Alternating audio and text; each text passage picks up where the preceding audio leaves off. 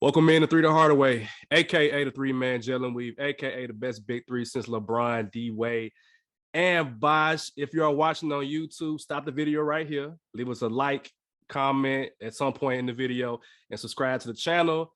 Turn on notification bells so you never miss an episode. If you're on a podcast platform, Spotify, Google Podcasts, Apple Podcasts, anybody podcast, leave a 5-star review, and we'll greatly appreciate it. Subscribe over there as well too. If you don't know who I am the walking bucket providing instant offense. It's your boy Savage. Up here we got the coach on the sidelines, take them to school on and off the court. And when I say it's really shitty. What up, though?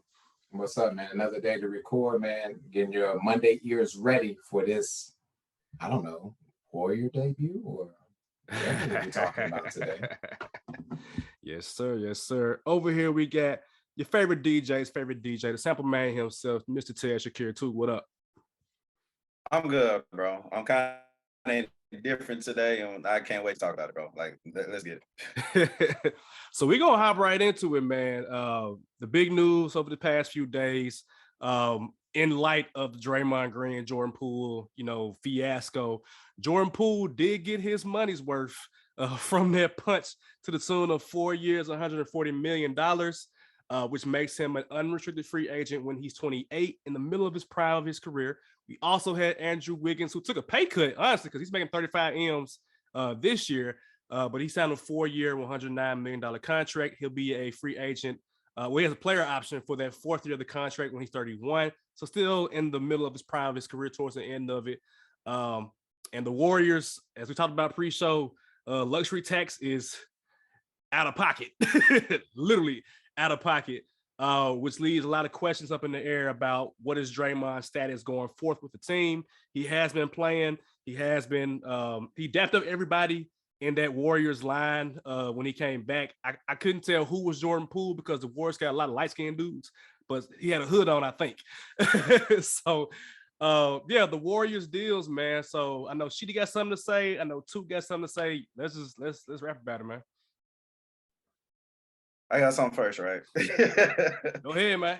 All right, so first things first, kudos to both men and black men on getting their bag. I would never hate on a black man for getting their bag for sure. Andrew Wiggins came to the Warriors. People didn't understand how he fit in. I knew how he fit in perfectly. Just play defense and score the ball when you get it. And he turned into an all-star, and it's the Warriors system. That's pretty much going to be the topic for the next probably 5 minutes of my rant. The Warriors system, get that in. So he came into the Warrior system and he thrived, and he's thrived.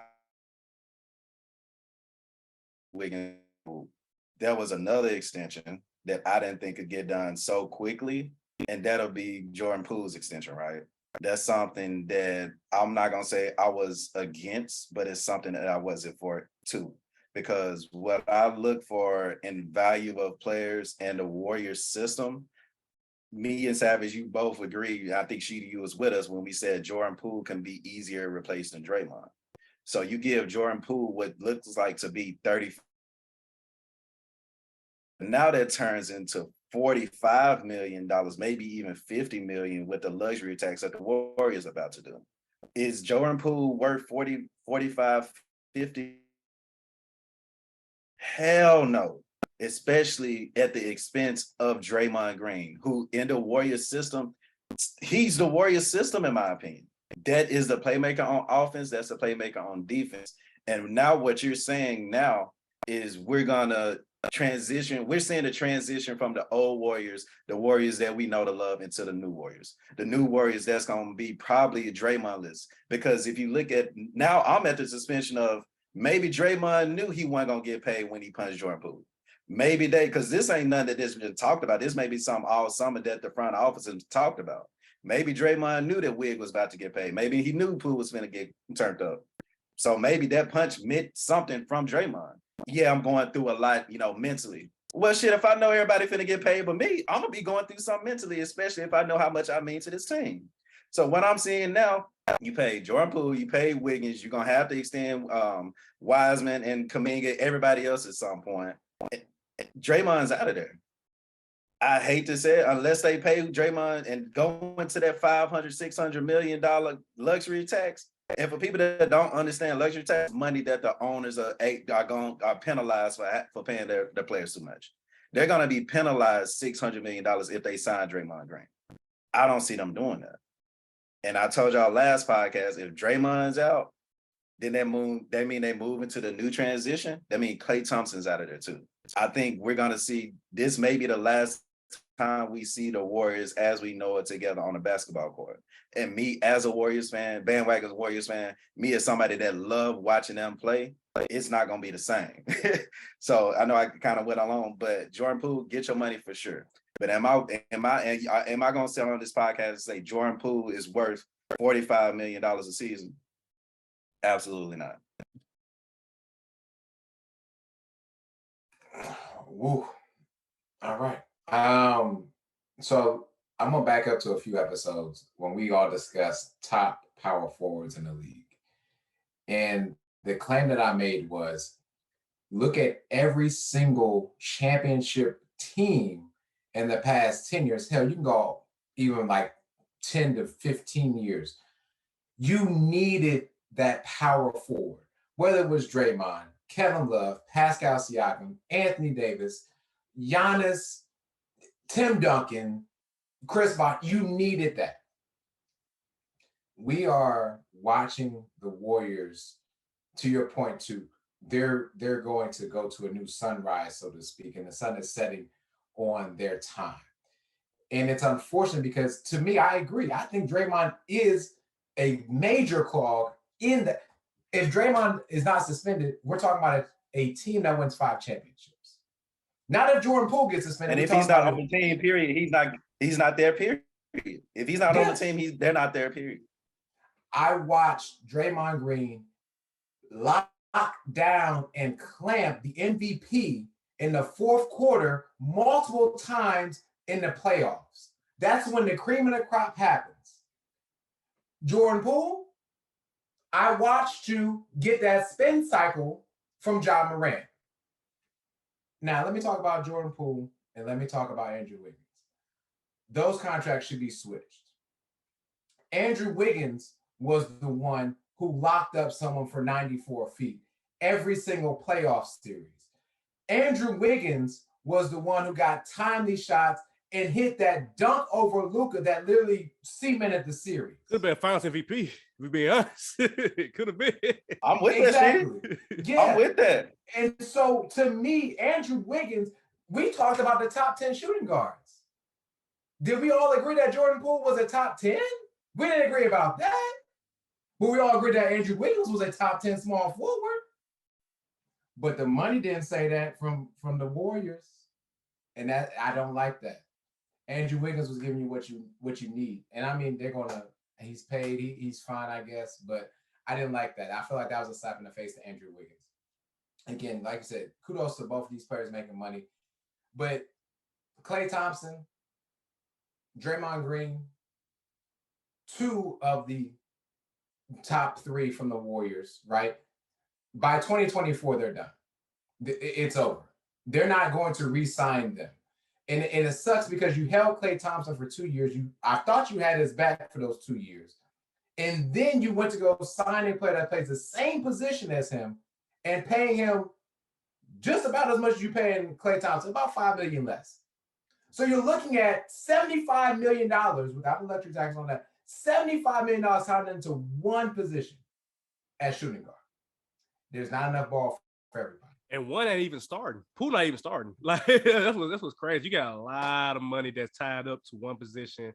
And I mean, prime Klay can defend, obviously. He can't do it now. He's older, and that's no nothing towards him. But Jordan Poole, I mean, I don't see him getting better on defense.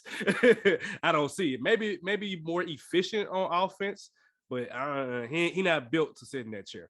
Off top one, I mean, Golden State Warriors, they are their namesake. This is a gold standard franchise, at least for the past 10 years at least. They are the gold standard. So what they're doing is what championship teams do. We've seen the Lakers do it, going to the luxury tax back when they had Kobe. They probably in it right now with LeBron and AD and amongst other players.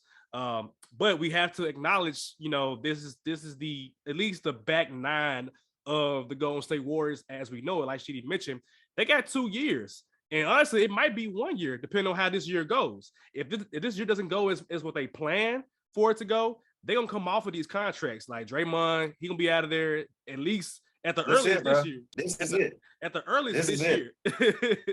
And then this Clay. Is it. Nah, this is it. I'm telling you now, this is it. Okay, to say it is it. So it might be it this year. with Clay, it might be this year because if Clay don't look the same, Clay was not the same player in the playoffs. I mean, he had spots where he was like, that's Klay Thompson, but he ain't moving laterally like he moved when he was in his prime as a should have been all defensive caliber player. And I said this about Klay Thompson years ago before he got paid. I was like, Klay Thompson, get your money because the moment you go downhill, you out. That's what they're gonna do, and that's what's about to happen at some point because it has to happen. Okay, my thing going off here. 1 second. How the rice is ready. Right. I'm going to spend a high fire. That's what it is. That what happened. But podcast steaming literally, bro. Like we hot over here, bro. Come on, man. So what I pointed out from my notes was something has to give between the young players and the old players. You got James Wiseman coming up who looks good in the preseason. Got to play him. Got to get paid. Because if they don't pay James Wiseman, he ain't nothing but 21 years old. Somebody will take 7 foot, can shoot, can dribble, can move, can block shots, can dunk. Like somebody gonna take that. I'll take that right now, to be honest. 2, Jonathan Kuminga. I'm not sure where his development is as a player because he kind of wasn't in the finals. He got exposed. Like he played for like 3 minutes and then said, "Oh no, get him out, get him out." So I don't know where his development is. They may or may not keep him. I don't know. And then you got Moses Moody. I foresee Moses Moody being a decent player, 3-and-D type of wing player, hella long wingspan. You have to pay them at some point. It's coming up time to pay these dudes. If I'm not mistaken, wasn't Wiseman in Bain's draft? If I'm not mistaken, I think it's like year 3, year 4, whatever. It's time to pay him. And even though he hasn't paid, he's getting paid on potential, at least for the next 4 or 5 years before he gets to that prime 26, 27 years old. So the Warriors ain't got a lot of money. They ain't got a lot of money, but I do respect what they're doing as a gold standard franchise. It's time to win right now. They have to put all their chips in, but who's to say that this year, if it doesn't go well, there's going to be a reason why it doesn't go well. And so you have to break off a significant piece. If Draymond is not on this team, who is running point? Who is the point guard? Steph Curry, I mean, he's a top 10 point guard, yes. But as far as what the point guard does, Steph Curry is not a true facilitator. He wasn't that at Davidson. He wasn't there when he came to the league. They tried to make him a facilitator. He's not like that. He's an off-ball point guard. So if Draymond's not there, I can't say who's going to be that point guard, that point forward, point center, in this case with Draymond, to make their offense go. So it's going to be interesting for this year. It's going to be very interesting to see what happens. One thing, Savage, on that point, I just want to ask, what frustrates me is that you talk about Draymond and him being the point, which is 100% true. If he's gone, who's going to be that unselfish player to find Steph Curry, the Klay Thompsons, to find the Jordan Poole?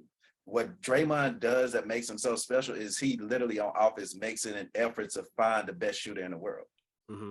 Point blank, period. I don't think we know the Steph Curry. That's just me. That's just my humble opinion. You lose that. So who's gonna be that unselfish player that make the extra passes? Because Iguodala gonna be retired. Yeah. You know what I'm saying? Mm-hmm. Yeah. So they might have to change the whole dynamic of the team. They're gonna have to literally, because like Draymond he's a Hall of Fame player. He's one of a kind as a position. Like Draymond don't fit anywhere. I mean, he can fit some kind of way, but he won't have Steph Curry around him if he goes to Detroit, if he goes to the Lakers, if he goes anywhere else. So it's literally like a one size does not fit all thing. And losing that, it's like, okay, now what do I replace it with? Don't know. So yeah, I don't know. It's going to be fascinating what the Warriors figure out this year, because I can't see them. I don't know. It's going to be weird. It's already weird right now with Jordan Poole and Draymond dynamic. And then organizations, they tell you what you want to know. As far as like, they pay specifically after this situation, they pay Poole and Wiggins. They ain't saying nothing about Draymond. Draymond got sent home. He got sent home and brought back. Now he was cheered. Obviously, he's loved in Golden State in San Francisco, but they telling you like, hey, we telling y'all as a fan base, as an NBA community, who we are committing to. He's here for a good time, not a long time. He got 2 years. He literally got 2 years, man. So anything else about the Warriors, man? I'll say this. I think it's, and I've said this multiple times before, you trade when the value is high.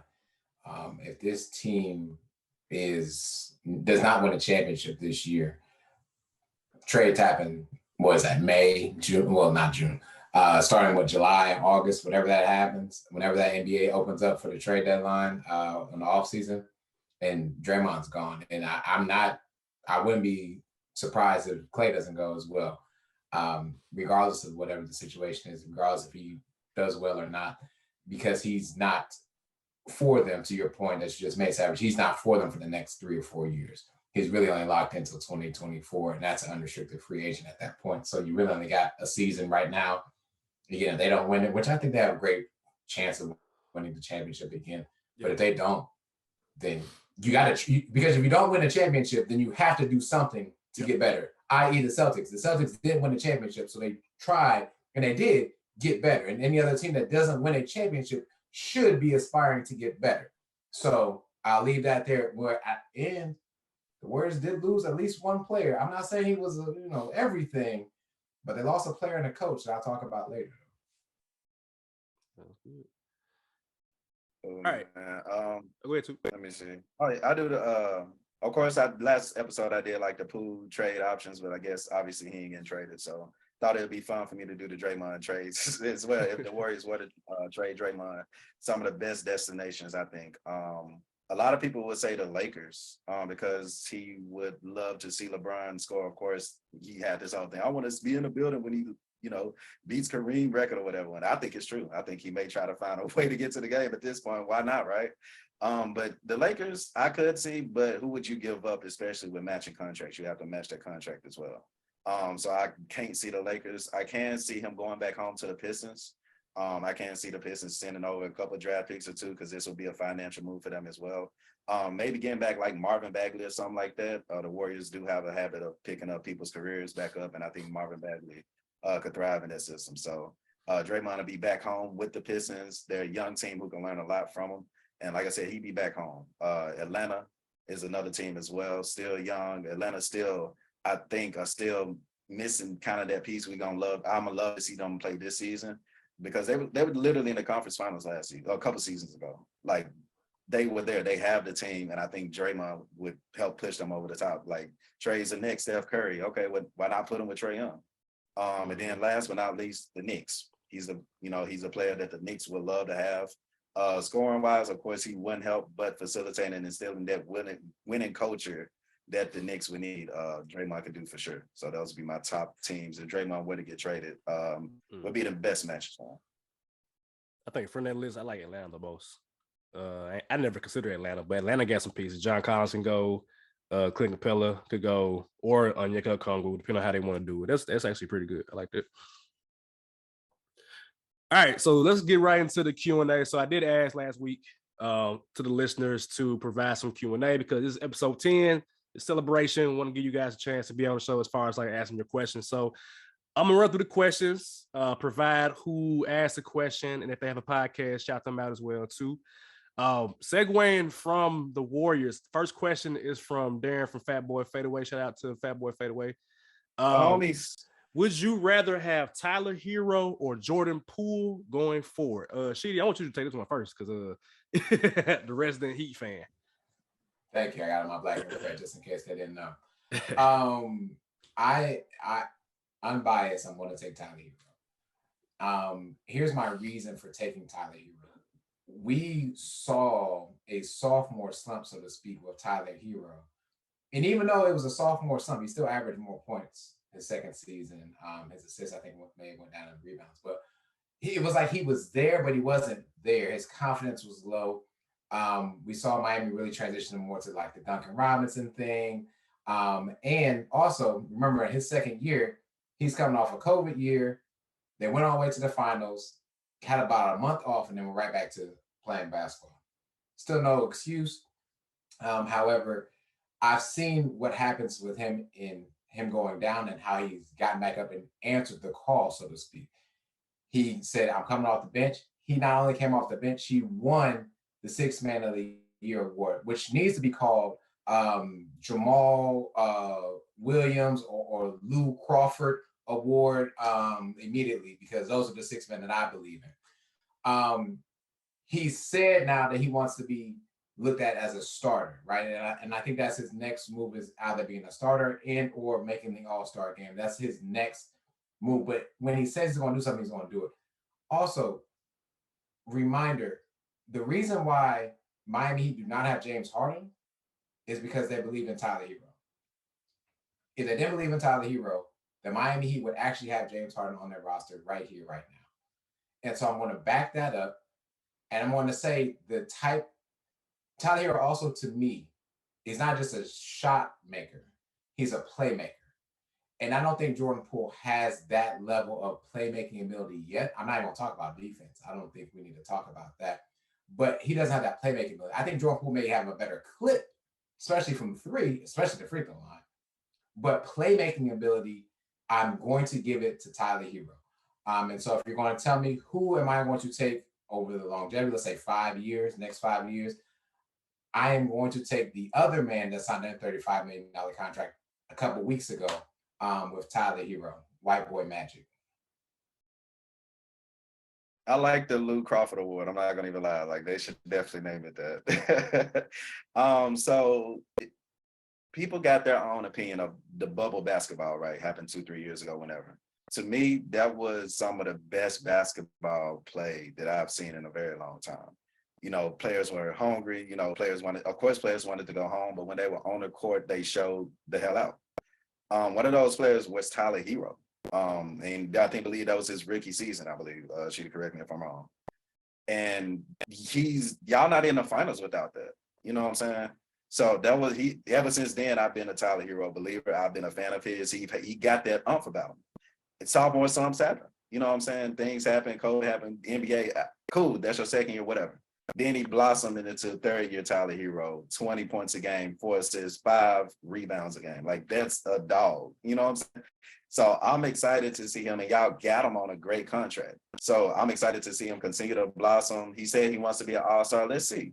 You know, if y'all can be a top 3, top 2 seed in the East, y'all can get Butler and Bam in, and Tyler Hero in as well. So cool. You know what I'm saying? Like I said, I've been a fan of his from the bubble, rookie year.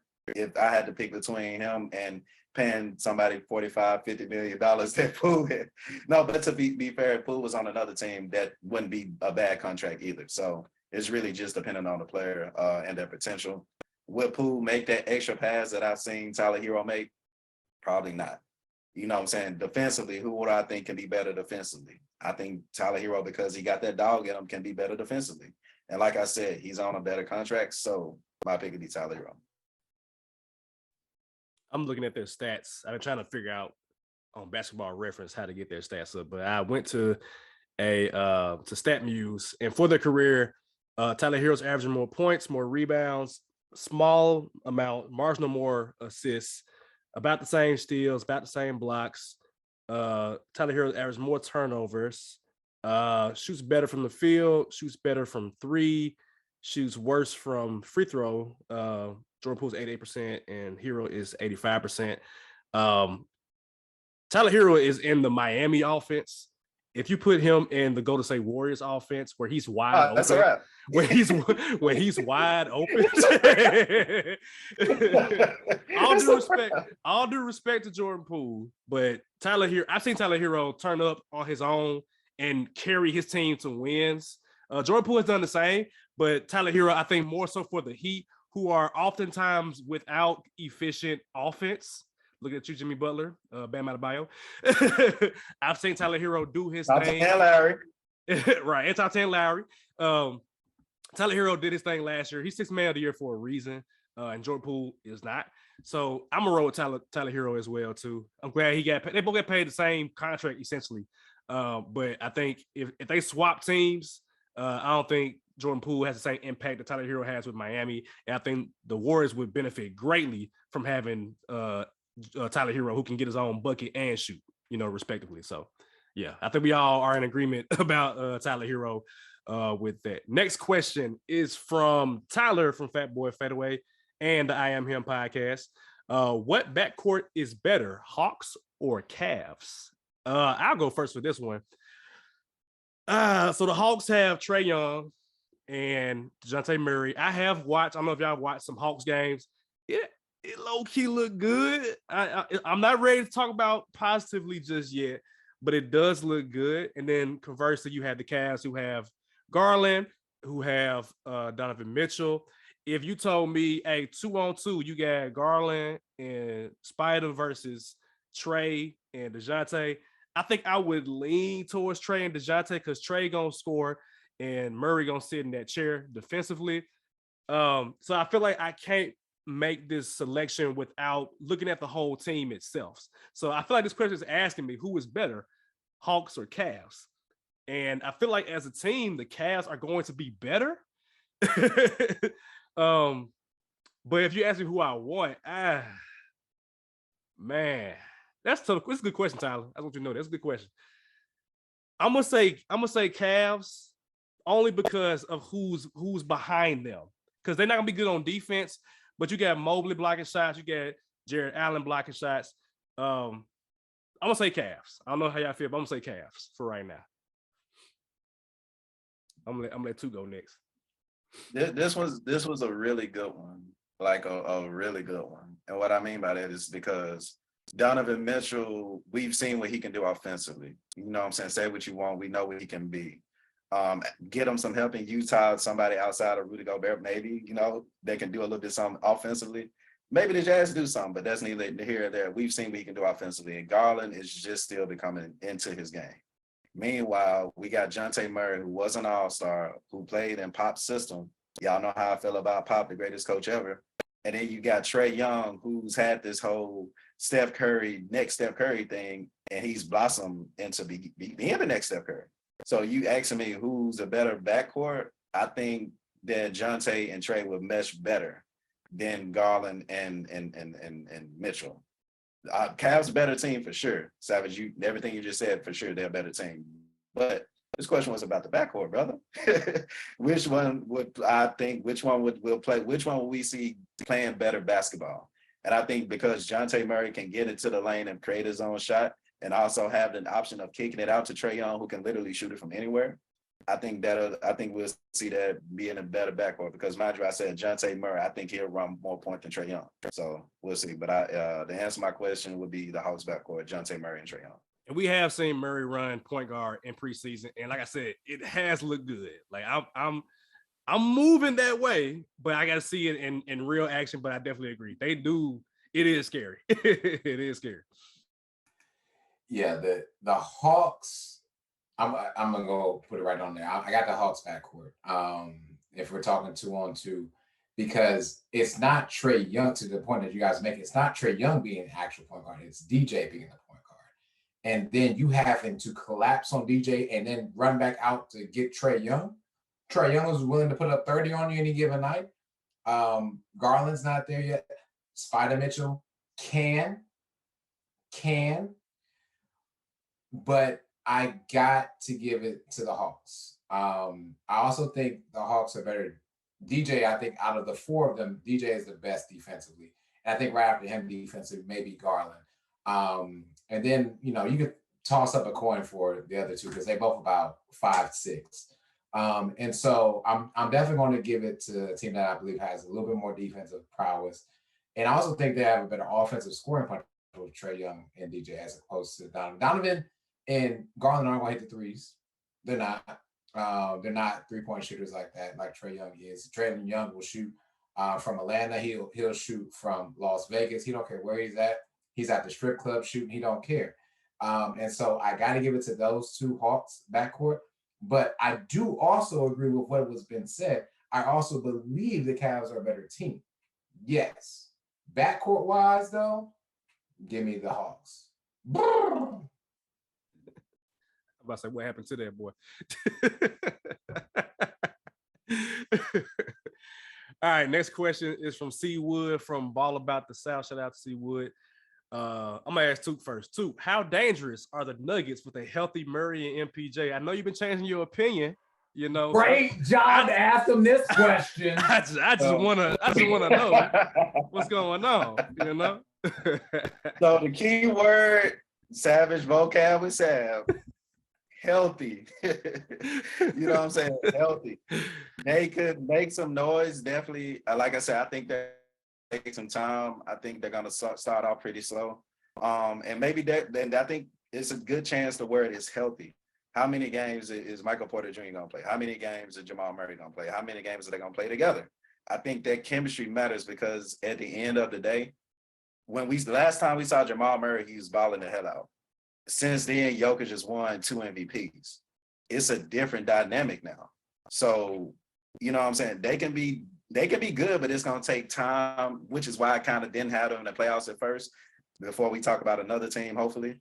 But it's gonna take time for them to click. And once things click, how good are they gonna be outside of the Warriors, outside of the Clippers, outside of the Grizzlies, outside of the blah, blah, blah. You know, there's different teams. So they could be really, really good, but they can start off pretty slow, and I think that's gonna hurt them down the line.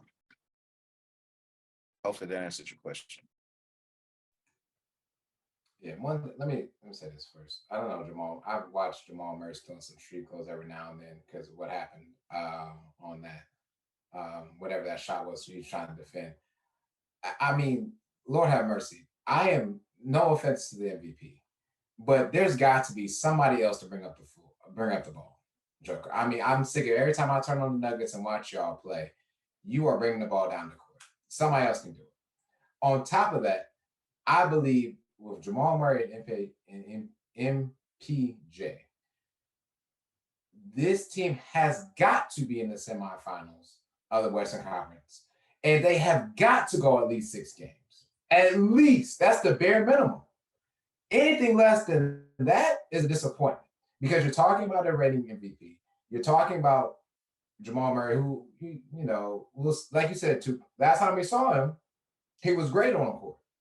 And MPJ is not a slouch either. He's still developing with everything he's got. What is like 6'10", something like that. And good Lord, 6'10" in that frame is ridiculous. So to me, if they do anything, if they get out in that first round or they get another sweep in the second round, then they too need to call and talk to the Golden State Warriors about how they're going to blow up that Denver Nuggets franchise. Yeah, I with this being a new dynamic, like Toot mentioned, with Jokic being 2-time MVP, Murray coming back, Porter Jr. coming back, I think that they should feel okay if they just make the second round and compete there because you're still trying to figure out the dynamic and figure out how everything wants to fit. That being said, they are dangerous. If Joker is who he is, which he gonna be 27, 10, and 10. If Murray is who he is, a 20+ point scorer, efficiently while also allowing Joker to get a break from being the point guard for the entire game. If he's able to run point when needed, then that's gonna be good. And if MPJ, who I thought was the best player in his draft coming out, because I wanted the Grizzlies to draft him, 6'10", shoot 45% from 3, 10 rebounds. If they all are on, this team can be the finals team. Like we all can know and respect that. I mean, the Joker had them at 6 with no help. He had Campazzo running point, that crazy like point guard. So yeah, they can be dangerous, but I think for me, I'm not expecting anything as far as like finals this year. Next year is when things get a little bit more real, but they can do it this year if it works out this year. I definitely can say that. All right, next when you say compete, you mean out of competing, you mean if they can't get swept, right? Correct. Like compete 6-7 games. Like yeah, that's what I mean. Yeah, okay, we agree. I don't even see them getting outside the first round this year. Ooh, that's disappointment then. That's disappointment. Yeah, like I said, next year, yeah. You know what I'm saying? Cool. You know what you got, and you able to add pieces over the summer. But just this season with the roster constructed and too many question marks, nah. I think what could hurt them is defense. Because you lose Will Barton. Will Barton played defense, and and Joker ain't playing defense. I mean, let's be real. He ain't playing defense. He ain't got time for it. Chemistry, like I told you, chemistry. The last 3 years, they'd had Monte Morris coming off the bench, running everything as well. Like that chemistry's on too. Yeah, so that literally could be the only thing. But we know on offense, if they are clicking, this is a dangerous offense. It's dangerous. Like it can be very, very dangerous. So yeah, so we'll see about them. We're gonna check them out this year. Next question is from Damian from the Real Deal with Damian Adams. Shout out to DA. Surprise team from each conference. For me, like I said, the Magic, man. I mean, I know I sound crazy. I know it's year one for Paolo, but I'm a firm believer in what they're doing down in Orlando, man. They all get like 6'10" everywhere except for the point guard position. If Franz make that jump, if Paolo makes that jump, if Wendell Carter makes that jump, they can be in the play-in mix. I feel. A surprise playoff team in the West, the Lakers, because I would be surprised if they make the playoffs. So I'm gonna say the Magic and the Lakers. Next. Why y'all laughing? No, I'm dead serious. I'm dead serious. I think everybody in the world will be surprised, bro. Vocab with Savage. Surprise. Not expected. Surprise. Not expected. If they make the right moves, they can. Like they literally have the keys to their success in their hands, and whether or not they use it and unlock that door, who knows? You know what I'm saying? But my team, I'm gonna be consistent with it. My surprise team in the West will be Dame Lillard. Dame Lillard is coming back. We know who the hell he is. This is Dame time. When it matters, he gonna end a franchise like we've seen. And he coming to a more rounded team. So I think, of course, chemistry matters as well. It's gonna take time for them to get going, but we know what they're about. We've seen the ascension of Anthony Simmons and everything. We've seen them get, my guy Grant, you know what I'm saying? So I think there's gonna be a team that's gonna be worthy to see, and Chauncey Billups knows what he's doing. He's developed a good team around him. So that'll be my surprise team to make at least the play-ins, the Portland Trail Blazers.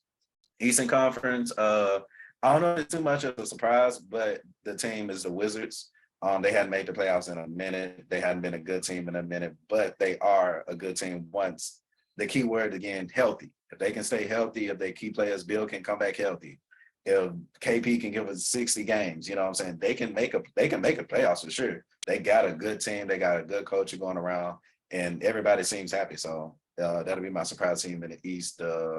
Washington Wizards. Washington got good basketball karma right now too. I feel like they do for some playoff success. I think so.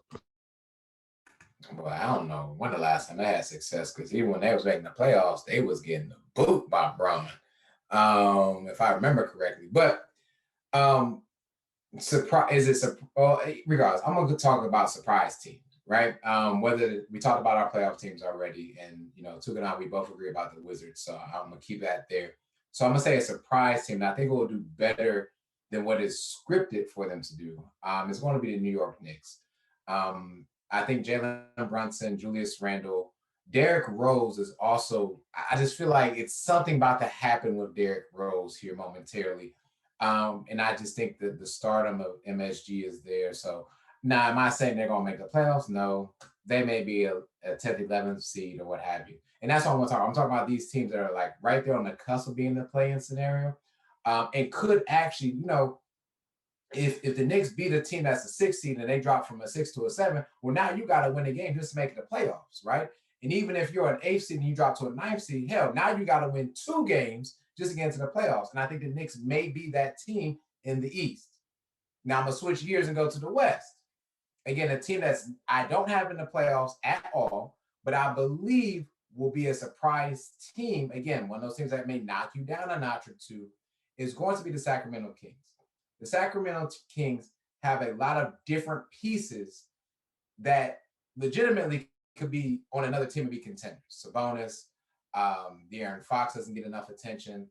Malik Monk is now linked back up with De'Aaron Fox. If you remember how they did back in the day, they're back together now. And so they got rid of Marvin Bagley, right? Because he wasn't liking it. Keegan Murray has been balling too. Keegan, right? Had him as Rookie of the Year surprise. And Mike Brown coaches defense. Yes, sir. Yes, sir. He coaches defense. And I'm not sure what he learned from Steve Kerr, but he's going to bring a little bit of that in Sacramento.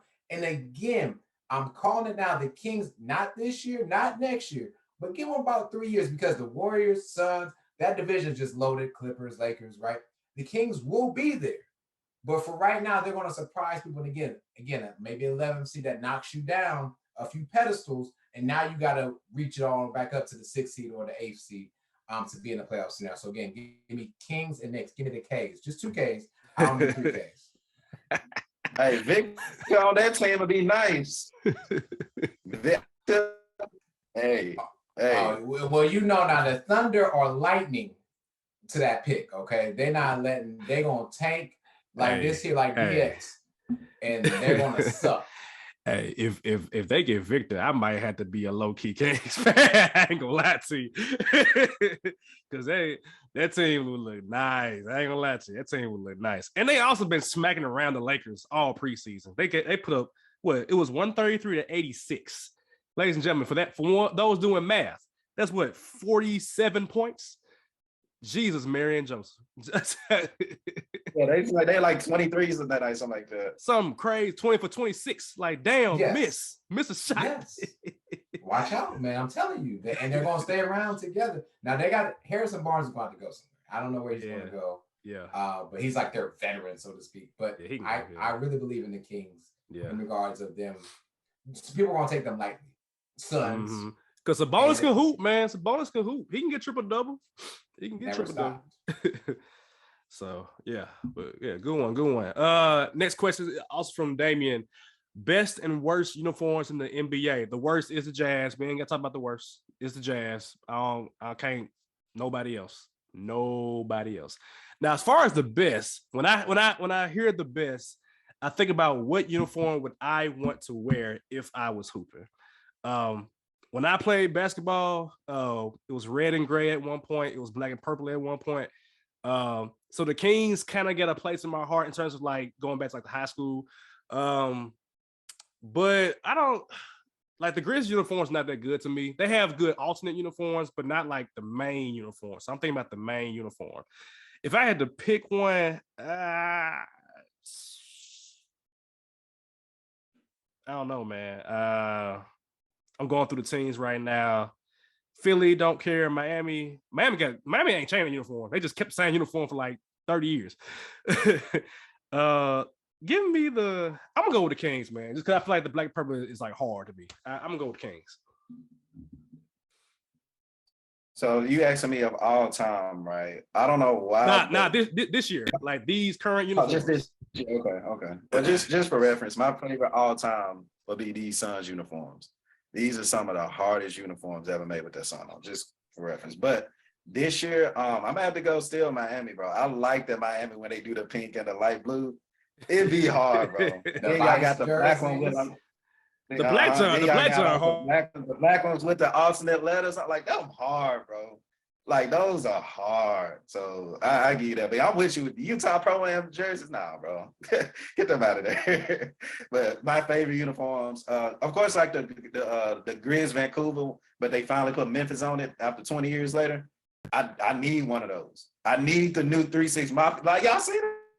Hey, I copped the shirt. They gotta wear them. I copped the shirt. You got the shirt? Yeah. You should have worn, bro. I ain't got it. I ain't here yet. You got it. Okay. When it get here, I'm gonna wear it. If they wear that, look, if they wear them one night, that's hard. Come on, man.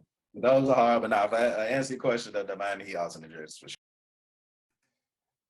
Some of the worst jerseys, by the way, I am completely not a fan of New York Knicks jerseys. I'm just gonna put that out there right now. They've been so bland for years, but I'll let that digress. It's almost like the Celtics. But the Celtics make a little bit of a change, at least. The Knicks just keep the same blue and orange. And I never knew blue and orange to go together until you go to Madison Square Garden. But home, away, jerseys is select. I got it. Charlotte Hornets have some great jerseys. And I believe the Orlando Magic are bringing back the pinstripes this year. Oh, those tough. The blue ones with pinstripes and the black ones. And the black ones, the Penny Hardaway. Since you brought Penny back on, right? You can go ahead and bring him back here. But yeah. So Penny may have something to do with their swag, bro. Like, come on, man. And somebody talking about the Magic all the time. So give me Orlando Magic for jerseys. I didn't say they're gonna do anything else, but they'll sell jerseys. France. All right. This is from Francis from the Up and Under podcast. Shout out to Francis. who will be the biggest disappointment next season? So I'm thinking this could be a player or a team or organization. Who do y'all think will be the biggest disappointment? That's easy. Just see where I'm at right now. The Phoenix Suns. You know what I'm saying? Disappointed in the aspect of you got a team with Chris Paul, Devin Booker, and DeAndre Ayton.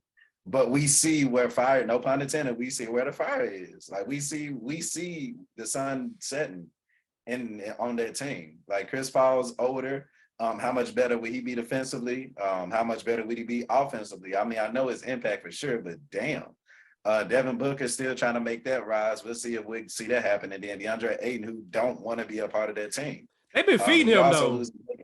They've been feeding Ayton. I mean, they ain't got no choice. They better. as much as they paying him, they better feed him. So shoot, Jay Crowder still. We don't know if he's gonna be a part of the team. Cam Johnson about to get paid. We still don't know what kind of player he is. So I think if as far as disappointing, they may be a team who the Denver Nuggets may face. You know what for a playoff berth, and we'll see how they go. You know. I took this from a team standpoint. I'm glad you brought the players, but I'll just talk about team standpoint. And I'm gonna go east to west, right? I'm gonna start with the Celtics. The Celtics are going to be disappointing this season because they don't have the coach to lead them. They did everything they needed to do for their roster, but once Ime was, fornicating, and got caught with that white woman, it's really downhill.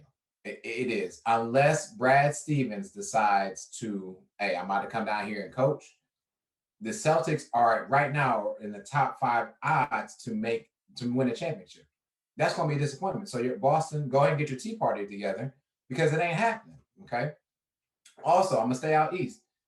I love the Nets.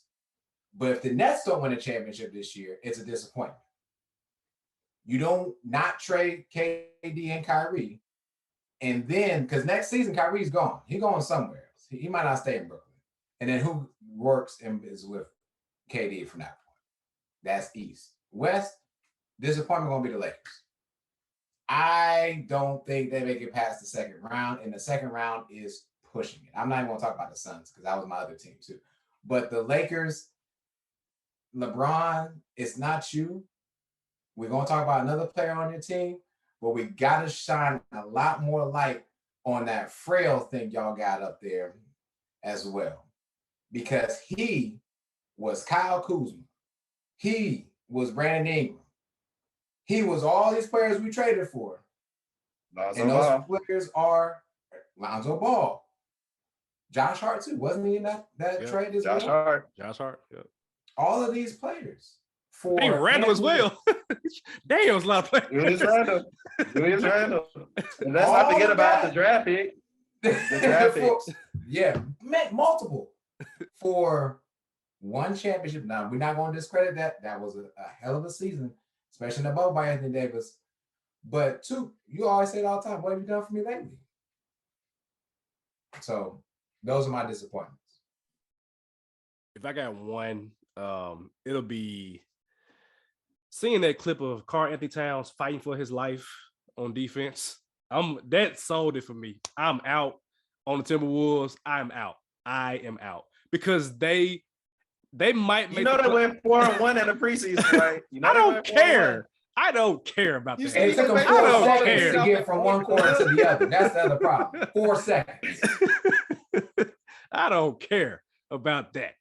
What I care about is what's going to happen come April and May when you got John Morant in a pick and roll with Cat and or Rudy Gobert, and it's barbecue chicken. It's a cookout. It's a family reunion. We finna be electric sliding on that court with Karl Anthony Towns and Rudy Gobert on the perimeter. So I'm gonna say the Minnesota Timberwolves. And man, I love your game, dog, but 2 bigs ain't it, man. You just need one and roll with it. But I'm gonna say the Timberwolves because what I saw, that man was fighting for his life. He was out of breath. He couldn't move. Went 4-1. I don't care. They went 4-1. Some worked. Some worked. Who they play? Who they play? Let me see who they play. Because they went 4-1 in the preseason, which I mean, fine, cool, whatever. But as you're looking that up, Yeah. Also, I know too. You talked about this earlier. A trade destination for Draymond Green, Draymond for Karl Anthony Towns could be something. Just FYI. Yeah, but that would hurt both teams. And the Warriors gonna have to trade more than Draymond. They're gonna have to trade. Well, I was gonna say they're gonna trade a lot, make that money match. Oh, who knows? Can I make a pay cut? Who knows? So here's what they played. Oh, you got it. Go ahead. Come on, go name them. Go name them real quick. The Heat, which they don't count. They're not beating the Heat in the regular season. The Lakers twice. Lakers suck. They suck. The Clippers. Did Kawhi play? I'm sure he didn't play. Did he play? I don't know. Let me see. I'll look at the box score real quick. Yeah, actually did a little bit. He did play a little bit. Okay, whatever. He had his robot on. Wall played. George played. Kawhi Leonard's plus minus was +7. That's all I need to know. So that means when Kawhi played, they were getting their cheeks clapped. All right. Brooklyn Nets won. That was a game that Kyrie and KD was going ham, wasn't it? Yeah, Kyrie had 26. KD had 20. Get that trash out of here. That Timberwolves. Disappointing. That trash out of here. It's the Nets, though. That trash out of here. Timberwolves. All right. Anyway, last question is from Francis. Is a hot dog a sandwich? Okay, with Savage. Come on. Hit us with it. So Took put in the group me because I asked the guys a question. I asked him about I gave it to him in the group me. And sandwich is defined as a noun defined as a food typically consisting of vegetables, sliced cheese or meat placed on or between slices of bread. So a hot dog bun is just one slice of bread, I think. I mean, you can tear it apart and make two slices of bread though, but a hot dog is a hot dog for me. I don't know. I'm not gonna say I'm making meat. A hot dog is a meat, and you put it between two breads or a bread. It's a sandwich. Whether people want to call it people don't call it a hot dog sandwich. They don't have to. Who the hell call a hot dog a sandwich? I'm not saying people do, but it's a sandwich. Just like people don't say hamburger sandwich, but it's a sandwich. See, now first it was Sheedy that was making my head hurt. Now it's you making my head hurt. Cause you're welcome, baby. You're welcome. Francis, if you're still listening, why did you ask this question?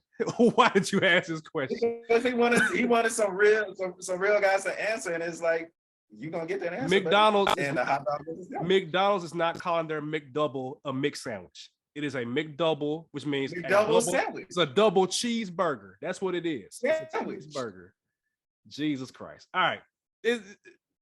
Y'all let me know who listening. Is a hot dog a sandwich? It's not a sandwich. It's not a sandwich. It's a hot dog. Hold on, let me ask you. So macaroni is pasta. You got Alfredo is pasta. You got all these other different names that I can't pronounce. It's just under the thing, pasta. Linguine. So linguine never goes from all that. Pasta. So we call it macaroni pasta. We call it as pasta. Hot dog is a burger. So macaroni is a pasta because of the noodles that you have to create macaroni from. Yes. It's in a pasta aisle. Yeah. It's in a pasta aisle. Just like you get bread from the same aisle, you get meats from the same aisle. Turkey a sandwich. You can replace the same thing with the hot dog. I wouldn't, but you can. Okay. You know what? Boom. Better question. If I'm taking to the hood with this one, y'all. If I get bread and put like syrup in there and have a syrup sandwich, there's no meat or no vegetables, right? Is that a sandwich or is that just bread and syrup together? Yeah, because it's syrup sandwich. You literally said the word sandwich. No, you literally we call it that. No. We call it that, but is it a sandwich? Yeah. It mentally, he said it. He said it right. No. Subconsciously, he said it. Therefore, that was not a Freudian slip. That was intentional. Because you know these words I gotta look up. Okay. Come on, Stephen A. The syrup, so the definition that was brought to our attention was that the sandwich must have a vegetable or meat there, correct. Right? So I hear where you're coming from, Savage. But to make that disclaimer against a hot dog, which is definitely, you know, some type of meat in there, we can't compare the two. We can't. Peanut butter and jelly ain't a meat. So it's not a sandwich. Call it peanut butter. It's not a sandwich then. It's not a sandwich then, right? Yes, it is. We call it a sandwich. So I'm gonna go make a peanut butter and jelly. What? Bread.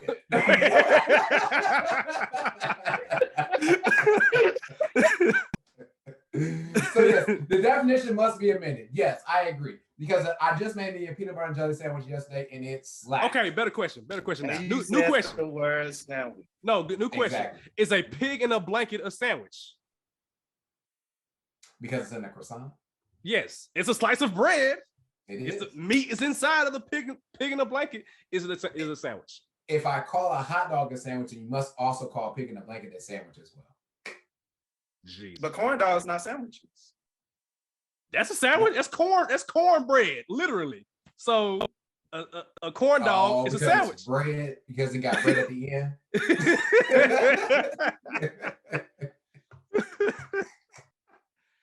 You know, we get too much damn time on this damn question. Francis, I don't know. I don't know. Yes, I'm confused. Yes, it is. I am confused. Yes. Well, my answer is yes. Oh my God. I'm gonna ask Twitter. Is a corn dog a sandwich? Since we talking about they're gonna say no. Well, you can't just say that though. It has to be corn dog. You have to add the syrup. You have to add the peanut butter and jelly. You got to have all these must be disclaimers here. Gotcha. Okay. I got you. Okay. All right. So we got time for this last one. Russell Westbrook, man, he came in the news because he wasn't a part of the Lakers huddle in this preseason, these preseason games, which they were getting their asses kicked. I mean, literally. Apparently, this is a thing that he does because there were some Russell Westbrook stands that showed him with the Rockets not part of the huddle. I think with the Thunder not in the huddle. But that's apparently what he does. But I mean, given the climate of what's happening with Westbrook and trade rumors and all this stuff, it is kind of in bad taste in terms of like his perception or how people perceive him, I should say. On top of that, he was sent to the bench because Darvin Ham was like, we want to see him with the second unit, which to me is weird because we know that Westbrook he still believes he's that dude. And part of being that dude is, hey man, I'm starting. Like I'm starting, you know? So he's not starting. He's not in the huddle 1. He's not starting 2. And now all of a sudden, Westbrook, who plays all the time, he don't miss games. He does not miss games. Now all of a sudden he's day-to-day with a left hamstring soreness. So y'all know me and my savagisms. Where there is smoke, there is fire. That's just my opinion. But just overall thoughts on what's happening with Russell Westbrook. I mean, it's overextending like a relationship you should have been broke up with Shorty with. Like this, you should have been broke it up with her. Like it's clearly not working. What we doing? Why are we still here? Like, what's up, man? Let's go and rip the Band-Aid off. But they still got the Band-Aid on. That's clearly what's going on. Because if you think about like who LeBron gave up instead of Russell Westbrook, like we said, DeMar DeRozan, he was supposed to be with the Lakers. You know, Buddy Hield, he could have signed a contract with the Lakers, but they didn't because LeBron wanted Russ to be there. So you got to look at yourself in the mirror and be like, I was wrong.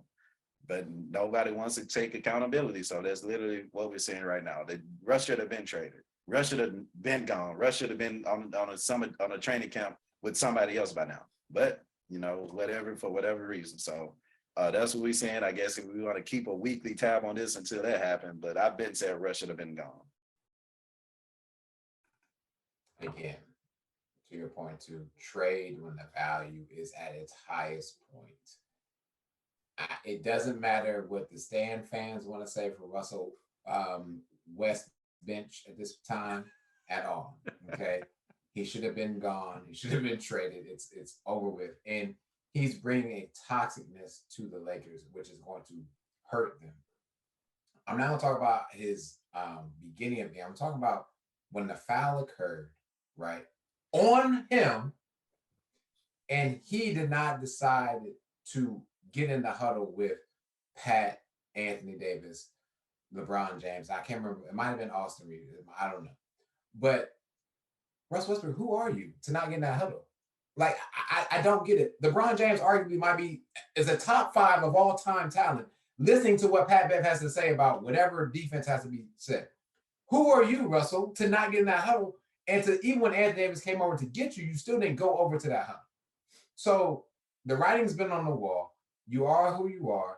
If it happened in Houston, yeah, because how long did you last in Houston? You were there for a summer league and then you gone. Okay. It probably happened in Washington, and what happened there? And now they traded everything for you. They traded Kyle Kuzma. They traded KCP. They traded some other pieces for you. And here you go, stinking it up. This is legitimately your last chance. To me, low-key in the league, so to speak, because he's so toxic. Like, who wants to pay you anything more than, I don't know, $30 million? To be honest. But I digress. We'll see how West Bench does off of the bench, because that's a way better role for him right now, and he's going to watch Pat Beverly be a starter. Too bad. Yeah, man. When they talked about when Darvin Ham, I've been called Captain Darvin Ham. I don't believe that bullshit. Talking about, so we gonna play Pat Beverly and Russell Westbrook together. Who doing that? With those two egos and they mouth, because the first time that Pat Beverly say some shit to Russell Westbrook, they gonna fight. And literally, Westbrook probably had a coping mechanism. I don't want to hear what that man is saying. I'm gonna be over here and just talk to the ref or whatever he was doing. So that's number one. Number two, muscle memory kicks in for, well, I'm gonna say not physical, neurological muscle memory kicks in for Westbrook. And what that means is that he might have said, I'm all in on Pat Beverly and I'm all in, y'all dapping up and laughing in practice. The moment you get in them trenches and you in between those four lines, you revert back to exactly who you are. And that, in my opinion, is a selfish player. I don't care what anybody says. He's still selfish, because that was a selfish moment. You could have got your ass in that huddle and at least show you care about the team. You did not do that. And so for me, when I watch players play, so most times than not, I'm watching with the commentating on mute. I'm just looking to see. I'm looking at body language. I'm looking at your facial reactions. And so that right there is like, oh, no, he's selfish. I'm sorry. That's selfish in my opinion. Him being on the bench, I mean, he ain't got a choice. Like, Darvin Ham is the coach. If he don't want to be on the bench, then your ass can be going home. It's not going to happen. So this hamstring thing, that's cap, in my opinion, because Westbrook, he plays. He plays through all the injuries. I know he's getting older. I know in his 30s, all that. But to me, that's cap for, I don't want to be here. I don't want to play. I don't want to be embarrassed by coming off the bench. And, we've been getting our ass kicked all preseason. Just lost by 50 the other day. Of course, he didn't play, but I'm like, nah, I'm not going to be a part of this. So LeBron and Darvin Ham and Jeannie Buss and who else is in Lakers lore can dress it up nice all they want. This is a pig with lipstick and makeup on it. I don't care, which is why I said I will be genuinely surprised if the Lakers make the playoffs. Now, if he gets traded, then that changes my whole opinion. Information would have changed. But with Westbrook there, nope, I don't believe it. And as far as Westbrook goes, I don't know who would trade for that. I'm not trading for that. So either they have to do one, two things: trade him for God knows what, or send his ass home. So they're gonna have to pick one. And at $47 million, ain't that what his contract is?